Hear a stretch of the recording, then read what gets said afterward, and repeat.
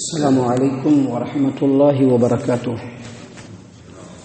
اعوذ باللہ من الشیطان الرجیم، بسم اللہ الرحمن الرحیم، وللہ المشرق والمغرب فأینما تولوا فثم وجہ اللہ ان اللہ واسع علیم۔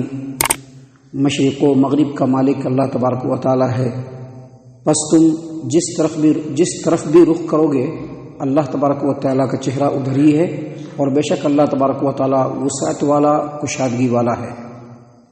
محترم سامعین کرام، یہ سورۃ البقرہ ہے۔ سورۃ البقرہ سورہ نمبر 2، اسی سورت سے ابھی آپ کے سامنے آیت نمبر 115 تلاوت کی گئی، اور اس آیت کریمہ کا ترجمہ بھی آپ کے سامنے پیش کیا گیا۔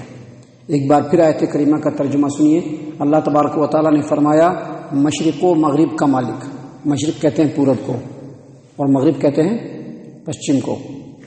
تو اللہ تبارک و تعالیٰ نے فرمایا کہ مشرق و مغرب کا مالک اللہ تبارک و تعالیٰ ہے، تم اپنی عبادتوں میں جس طرف بھی اللہ کا رخ کرو، جس طرف بھی تم رخ کرو گے اللہ کا چہرہ ادھر ہی ہے، اور اللہ تبارک و تعالیٰ وسعت والا، کشادگی والا ہے۔ یہاں پر سب سے پہلے ایک بات سمجھ لیجئے کہ مسلمانوں کو قبلہ کی طرف رخ کر کے نماز پڑھنے کا حکم دے دیا گیا ہے، اور یہ حکم بالکل برقرار ہے، قیامت تک برقرار رہے گا۔ مسلمانوں کا قبلہ کدھر ہے؟ کعبۃ اللہ ہے۔ لیکن یہ جو آیت کریمہ ہے جس میں اللہ تبارک و تعالیٰ نے یہ فرمایا کہ مشرق و مغرب کا مالک اللہ تبارک و تعالیٰ ہے، تم جس طرف بھی رخ کرو اللہ کا چہرہ ادھر ہی ہے، اور بے شک اللہ تبارک و تعالیٰ وسعت والا، کشادگی والا ہے۔ یہ جو آیت کریمہ ہے، دراصل قرآن کریم میں کچھ ایسی آیات ہیں جن آیات کے نازل ہونے کے کئی اسباب ہیں، کئی احکام اسی ایک آیت سے اللہ تبارک و تعالیٰ نے دیے ہیں۔ انہی آیتوں میں سے ایک آیت یہ بھی ہے کہ جس آیت کے نازل ہونے کے کئی ایک اسباب ہیں۔ مثال کے طور پر مفسرین نے یہ کہا ہے کہ جب مسلمان مکہ کے اندر تھے، ہجرت کر کے مدینہ نہیں آئے تھے، تو اس وقت جو وہ نماز پڑھتے تھے، اور نبی صلی اللہ علیہ وسلم بھی جو نماز پڑھتے تھے، تو نماز اس انداز میں پڑھتے تھے کہ رخ جو ہے بیت المقدس کی طرف ہوتا تھا، کیونکہ اہل کتاب جو تھے وہ نماز کدھر پڑھتے تھے کہ رخ کر کے بیت المقدس کی طرف۔ لہذا نبی اکرم صلی اللہ علیہ وسلم کے اوپر بھی کتاب نازل ہوئی، اور ابھی کوئی حکم نازل نہیں ہوا تھا، تو آپ صلی اللہ علیہ وسلم اور مسلمان اس انداز میں نماز پڑھتے تھے کہ کعبۃ اللہ سامنے ہوتا تھا، اور سامنے جو ہے بیت المقدس، یعنی رخ بیت المقدس کی طرف ہوتا تھا، لیکن بیچ میں کعبۃ اللہ کو بھی رکھ لیتے تھے۔ لیکن جب مسلمان ان کو مکہ سے نکال دیا گیا، نبی اکرم صلی اللہ علیہ وسلم کو مکہ سے نکلنے پر مجبور کیا گیا، اور آپ صلی اللہ علیہ وسلم ہجرت کر کے مدینہ آئے، تو مدینہ آنے کے بعد اب ان کو کدھر رخ کرنا ہے؟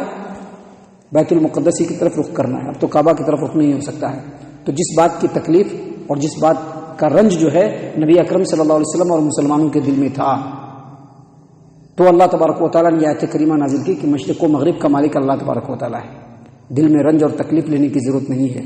جدھر بھی آپ رخ کریں گے، جدھر بھی رخ کر کے نماز پڑھیں گے، اللہ تبارک و تعالیٰ کا چہرہ ادھر ہی ہے، لہذا آپ کو پریشان ہونے کی ضرورت نہیں ہے۔ اللہ تبارک و تعالیٰ وسعت والا، کشادگی والا ہے، اور تمام چیزوں کو جاننے والا ہے۔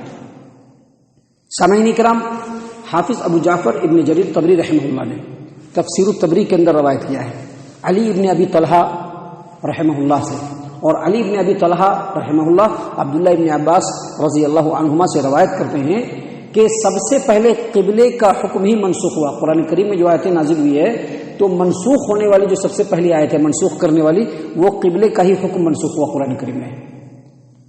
اور اس کے بعد انہوں نے کہا کہ نبی اکرم صلی اللہ علیہ وسلم جب مکہ کے اندر تھے تو کعبۃ اللہ بیچ میں ہوتا تھا، اور بیت المقدس کی طرف رخ کر کے نماز پڑھتے تھے، لیکن جب نبی صلی اللہ علیہ وسلم مدینہ آ گئے تو اب کعبۃ اللہ نہیں آ سکتا ہے سامنے، کیونکہ کعبۃ اللہ دوسری طرف ہے اور ادھر بیت المقدس پڑھ رہا ہے، اب سامنے کعبۃ اللہ نہیں پڑھ سکتا ہے۔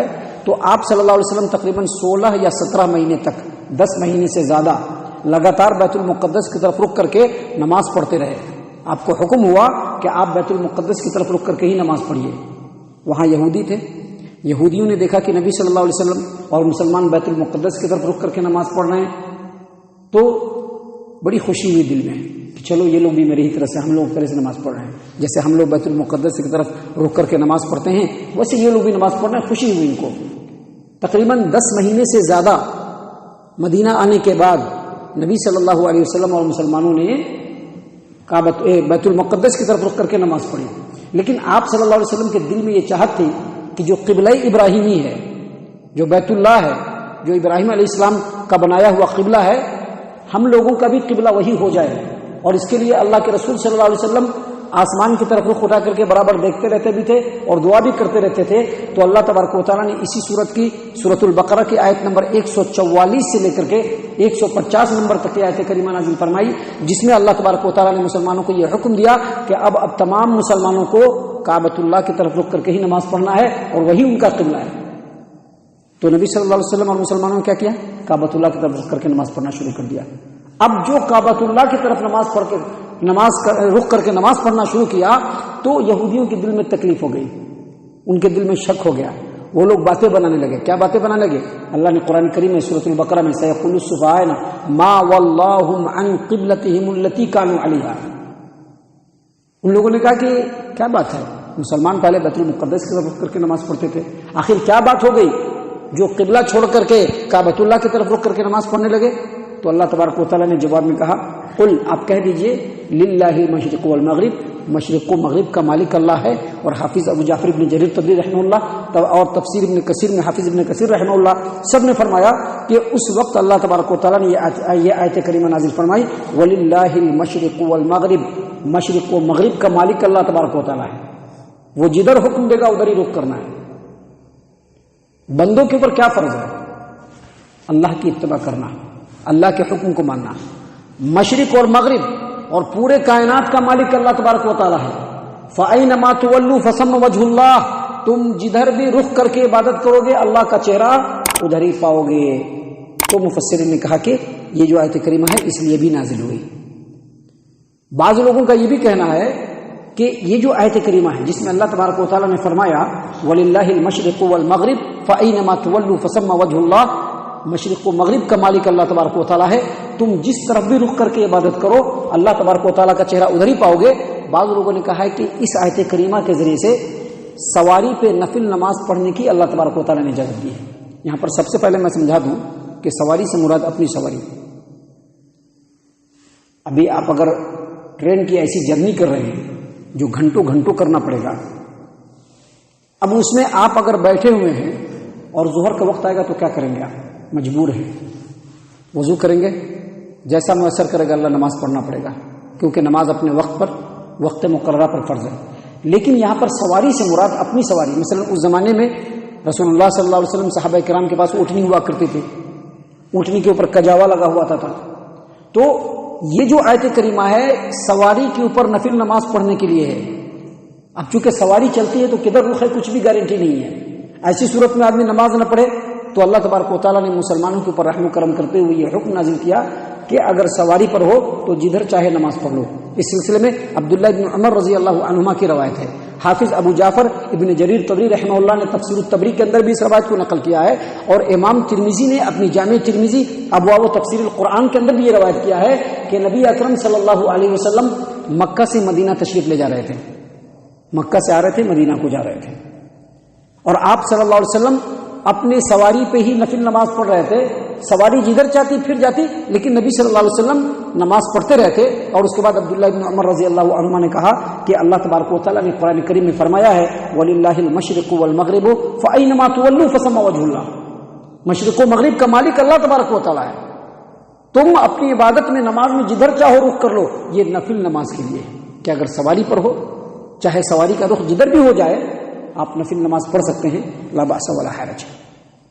اور اسی طرح سے یہ بھی مفسرین نے کہا ہے کہ جو بہت زیادہ خوف کا عالم ہوتا ہے، جنگ شدید ہوتی ہے، ویسی صورت میں کیسے نماز پڑھنا چاہیے.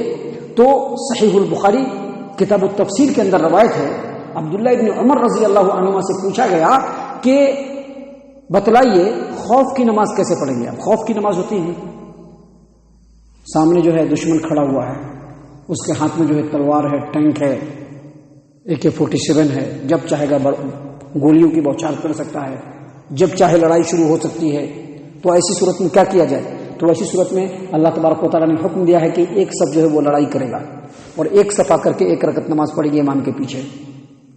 پھر جب یہ ایک رکعت نماز پڑھ لیں گے تو یہ پیچھے جائیں گے، اور پھر پیچھے جو پیچھے پہلے سے جو لڑ رہے تھے وہ آگے آ کر کے امام کے ساتھ دوسری رکعت نماز پڑھیں گے. امام کی 2 رکعت ہو جائے گی اور اس کے بعد ان لوگوں کی 1 رکعت. اور اس طرح سے کئی طریقے ہیں خوف کی نماز کے. تو یہاں پر اصل میں یہ بتلانا چاہ رہا ہوں کہ خوف کی نماز کے تعلق سے عبداللہ ابن عمر رضی اللہ عنہما سے پوچھا گیا. صحیح البخاری کتاب التفسیر کی روایت ہے کہ خوف کی نماز کیسے ادا کی جائے گی. تو عبداللہ ابن عمر رضی اللہ عنہما نے خوف کی نماز کا طریقہ بتلا دیا اور اس کے بعد کیا بتلایا کہ اگر بہت زیادہ خوف ہو تو ایسی صورت میں چاہے پیدل ہی کیوں نہ ہو، چاہے سواری پر ہی کیوں نہ ہو، چاہے چلتے ہی کیوں نہ ہو، چاہے قبلہ کی طرف رخ ہو یا نہ ہو، آدمی کو نماز پڑھ لینا ہے. فَإِنْ خِفْتُمْ فَرِجَالًا أَوْ رُكْبَانًا. اگر تمہارے اوپر خوف ہو، قرآن کریم میں ہے، ابھی آگے یہ آیت کریمہ آئے گی، اگر تمہارے اوپر خوف شدید ہے تو چلتے ہوئے، پیدل یا سوار ہو کر کے جدھر بھی رخ ہو نماز ادا کر لو. اسی کے لیے یہ آیت کریمہ نازل ہوئی کہ اللہ تبارک و تعالیٰ نے فرمایا وَلِلَّهِ الْمَشْرِقُ وَالْمَغْرِبُ فَإِنَّمَا تُوَلُّوا فَثَمَّ وَجْهُ اللَّهِ. اللہ تبارک و تعالیٰ کے لیے ہی مشرق و مغرب ہے، مشرق و مغرب کا مالک اللہ تبارک و تعالیٰ ہے، لہٰذا تم جدھر رخ کر کے نماز پڑھو گے اللہ تبارک و تعالیٰ کا چہرہ ادھر ہی ہے. ان اللہ واسع علیم، بے شک اللہ تبارک و تعالیٰ وسعت و کشادگی والا ہے. یعنی تم جیسا عمل کرو اللہ تبارک و تعالیٰ اس عمل کو ضرور پسند کرے گا، لیکن شرط یہ ہے کہ اللہ تبارک و تعالیٰ کے بتائے ہوئے طریقے کے مطابق. اور بعض مفسرین نے یہ بھی کہا ہے کہ ایک آدمی اگر کسی ایسی جگہ پر چلا جائے، آج بھی ایسا ہو سکتا ہے، ایسی بات نہیں ہے، ایک آدمی کسی ایسی جگہ پر چلا جائے جہاں پر قبلہ اس کو ملے ہی نہیں. اب مثال کے طور پر ایک آدمی جو ہے بہت بڑی وادی میں چلا گیا ہے. اب ایسی وادی ہے کہ جہاں پر روشنی نام کی چیز نہیں ہے، ہمارے پاس بھی روشنی کرنے کے لیے کچھ نہیں ہے، بالکل گھپ اندھیرا چھا گیا ہے، پوری رات وہاں اب گزارنی ہے. تو اب کیا کرنا ہوگا؟ عشاء کیسے پڑھیں گے؟ فجر کیسے پڑھیں گے؟ تو اس وقت اللہ تبارک و تعالیٰ نے بندوں کو اسی آیت کریمہ کے ذریعے سے یہ حکم دیا ہے کہ آدمی کوشش کرے، خوب کوشش کرے، سوچے کہ قبلہ کدھر ہے اور ادھر رخ کر کے نماز پڑھ لے، اب چاہے وہ قبلہ ہو یا نہ ہو. یہ آیت کریمہ اسی سب صورتوں کے لیے نازل ہوئی ہے. اس سلسلے میں ایک روایت بھی ہے جامع ترمذی ابواب تفسیر القرآن کی کہ نبی صلی اللہ علیہ وسلم کے ساتھ بعض صحابہ جو ہے کسی سفر پہ نکلے، ایک جگہ پر گھپ اندھیرا چھا گیا، لوگوں کو پتہ نہیں تھا کہ بھائی کدھر ہے قبلہ. سب لوگوں نے نماز پڑھی اور اپنے اپنے آگے جو ہے نشان لگا لیا. جب اجالا چھایا تو پتہ چلا کہ بہت سارے لوگ ایسا نماز پڑھے کہ قبلہ ادھر تھا ہی نہیں. تو اللہ تبارک و تعالیٰ نے آیت کریمہ نازل فرمائی وَلِلَّهِ الْمَشْرِقُ وَالْمَغْرِبُ، مشرق و مغرب کا مالک اللہ تبارک و تعالیٰ ہے. فَأَيْنَمَا تُوَلُّوا فَثَمَّ وَجْهُ اللَّهِ، تم جس طرف رخ کر کے نماز پڑھو گے اللہ تبارک و تعالیٰ کا چہرہ ادھر ہی ہے اور اللہ تبارک و تعالیٰ وسعت و کشادگی والا ہے.